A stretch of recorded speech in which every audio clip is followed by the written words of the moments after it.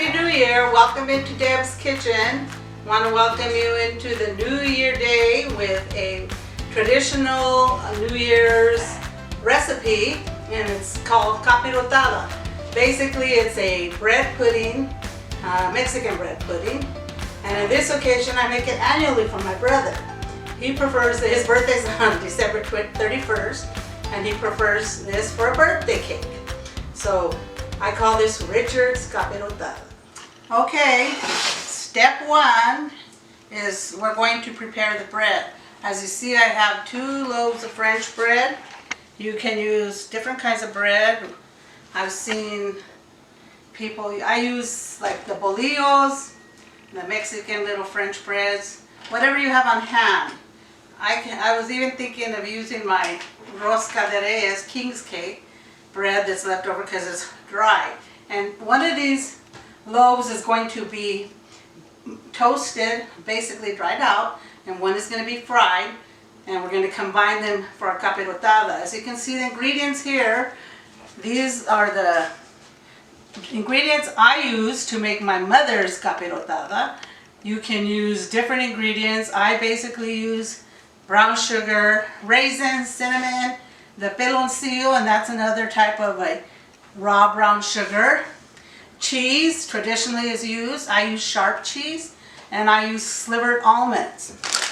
And raisins, I've seen a lot of, and I've had it different ways where people add bananas, pineapples, cinnamon red candies, you name it.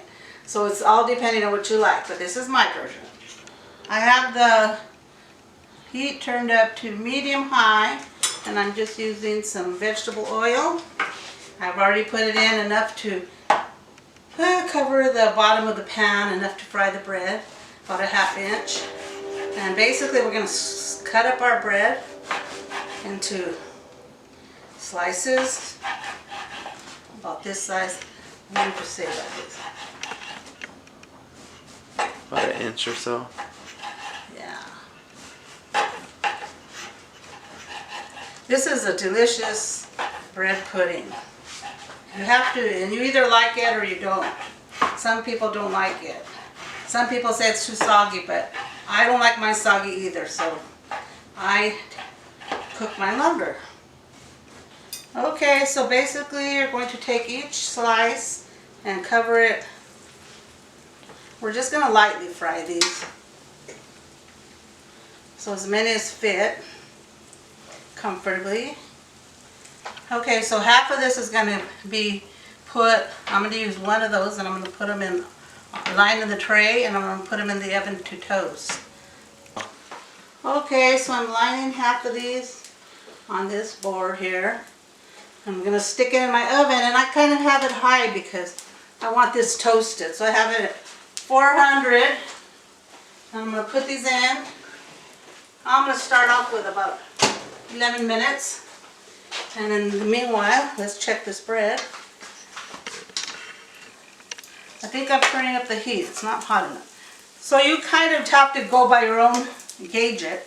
If you see that it's not toasting fast, then go ahead and amp up the heat. This is how your bread should look.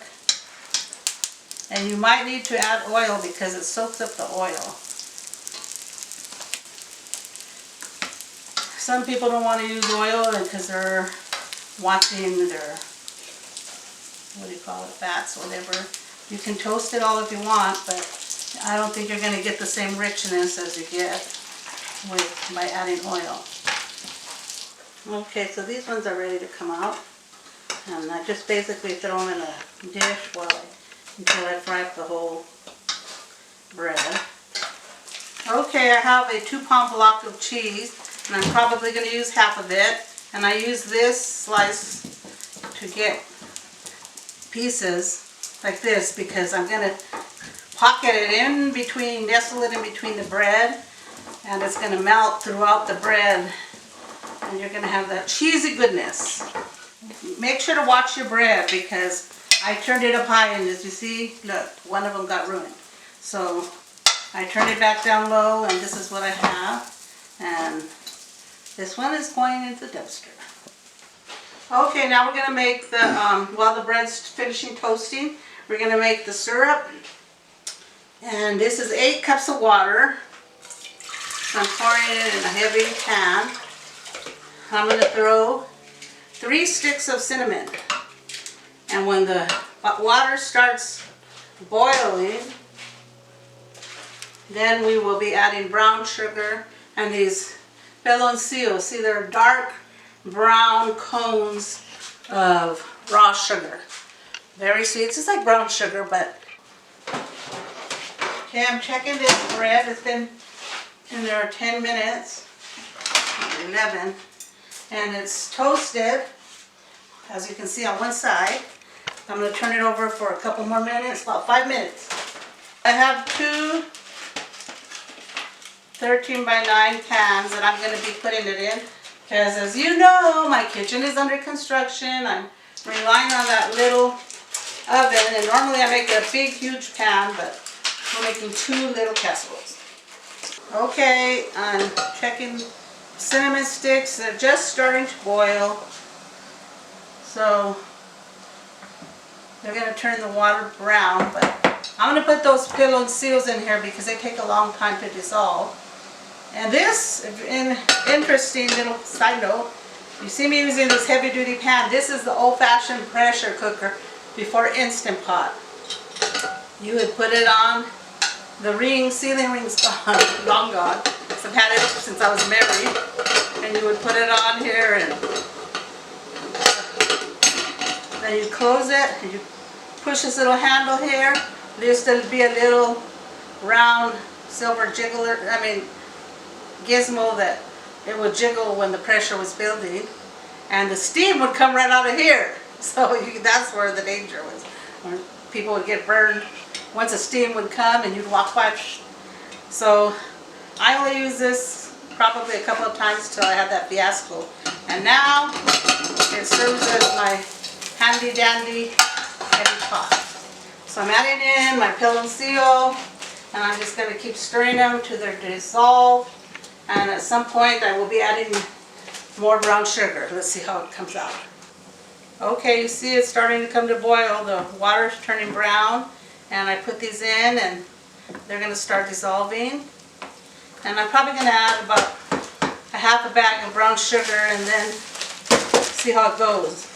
Unfortunately, this brown sugar got hard, but it doesn't matter. It's still good because it's going to dissolve. So this is a perfect way to use things that normally you would probably throw this away because it got hard.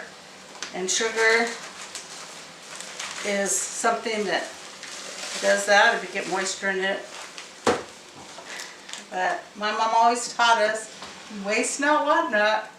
And we come from a family of 10. I don't know if I've mentioned it in the past.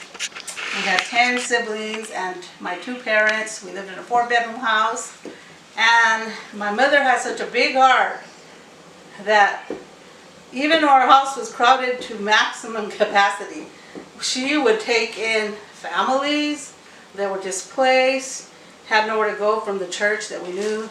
One time we took in a family of 5 for about, I don't know how long it was. And then one time a homeless couple came to our church, and they started going to church but didn't have anywhere to stay. When they maxed out the hotel rooms, guess where they came? Mary's house. But my mom had a big heart, and the Lord blessed her. So with that big family, we didn't waste. She used things over and over. I mean, she didn't. My kids complain nowadays about expiration dates. And there's the Food and Drug Administration has to put a date on the product. And sometimes it's an expiration date, and sometimes it's the best by use date. And when it's the best by use, it just simply means it's better and more fresher if you use it by this date. That doesn't mean it's no good. But the minute my kids see things that expire one day after the expiration date, it goes in the trash. But not us. My mom would use cans of expired vegetables, and none of us ever died. I'm going to go ahead and add all this sugar, so I need to use the whole bag. I'm just going to make the syrup. make my job easier, because you basically are trying to make a syrup reduced down that's thick. And this is going to, once you pour this over your bread in the oven and you bake it, it's going to caramelize and start getting even thicker. And it's going to give the bread a delicious consistency. You can see here, it's already getting thick. How big of a bag is that? Brown sugar. It's a standard size 2-pound bag. And I used half, that is a pound of cheese over there that I'm using. And as soon as this is dissolved, we'll assemble our bread. Okay, my syrup is dissolved. And as you can see, it's not super thin, but it's not thick. But when it cooks, all that sugar in there is going to start to expand. You gotta watch it's hot and it bubbles fast. So if you see it boiling too hot, just turn down the heat. I already turned it off. So I'm going to move it aside for a minute. And this is the fun part. Okay, we're ready to assemble it. I just washed my hands. Make sure you have clean hands, because I use my hands for this. And I break up pieces, because obviously you don't want huge pieces when you're eating this. So I'm going to make a layer on the bottom. I'm just interchanging the bread, fried and baked.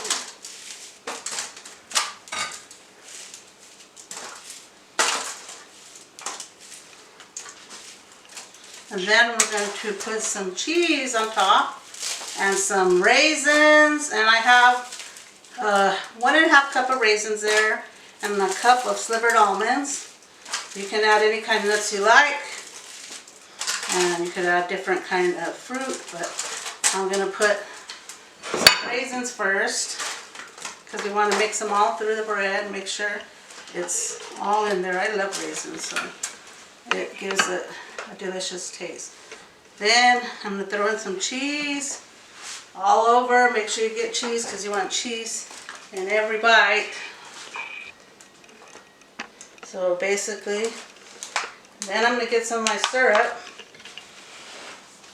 And I'm going to start drizzling it all over, make sure that bread gets good. And you don't want it to be too soggy, but you don't want it to be dry. So as you can pan in, Josh, then you can see how the bread is like soaked in the syrup. And that's what you want.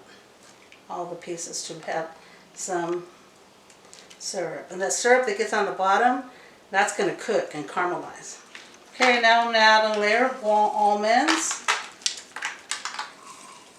And then we're going to keep repeating the process. Okay, so we repeated the process. All I need to add is almonds.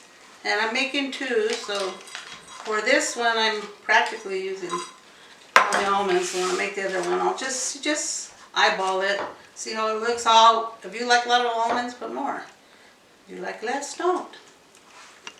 So now, the final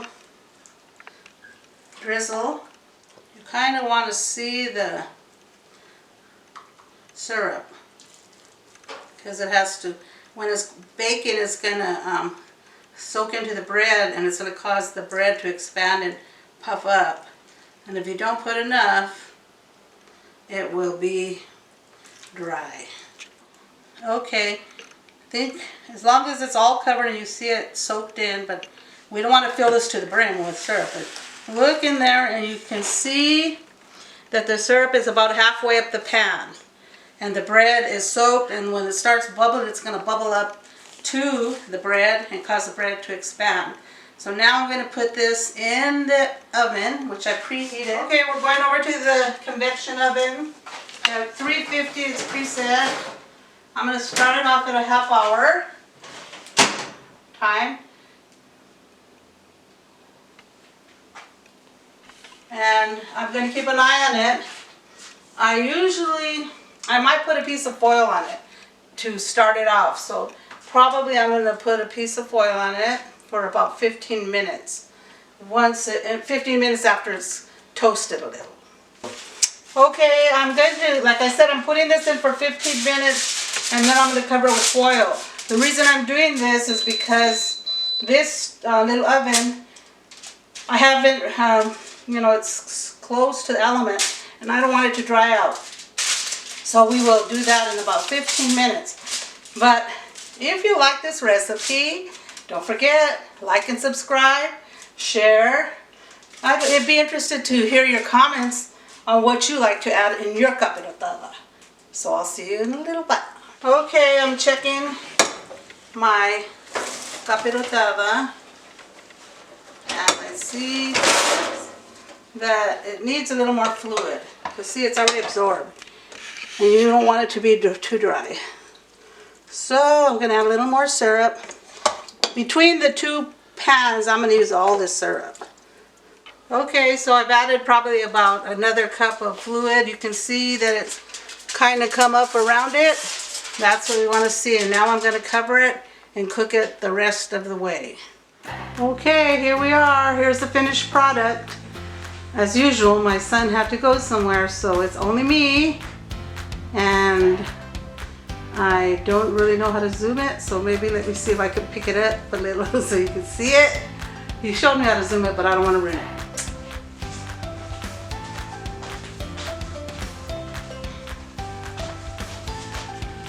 See? It's all caramelized. It smells delicious.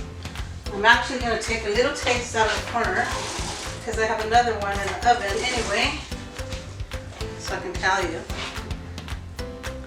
how it tastes. I'll show you how it is. Just took it out, so I'm going to let it set a little bit. But this, my folks, is yumminess on the spoon. Try it, you can't see me, but